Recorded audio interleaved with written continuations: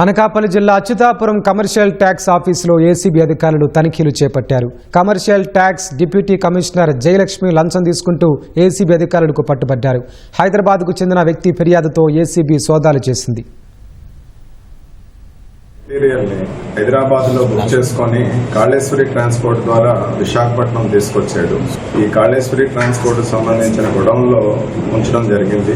ఆయన రావడం కొద్ది రోజులు లేట్ అయిన టైంలో మన కేసులో ముద్దా అయిన డీసీటీఓ అచ్యుతాపురం ఈమె 15వ తారీఖున ఆ ట్రాన్స్పోర్ట్ గొడౌన్ చెక్ చేసి అవి ఇన్వాయిస్ లేకుండా ఉన్నాయని చెప్పేసి దాని తాలూకా ఎల్ఆర్లు తీసుకొని వెళ్ళిపోయారు.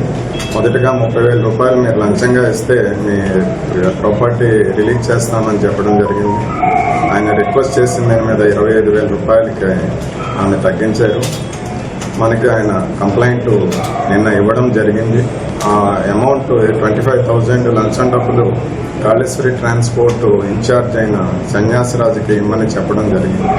ఆవిడ ఇన్స్ట్రక్షన్స్ మీద ఈరోజు సన్యాసిరాజు ఆ డబ్బులు తీసుకుంటుండగా మేము పట్టుకొని అతన్ని కస్టడీలోకి తీసుకున్నాము.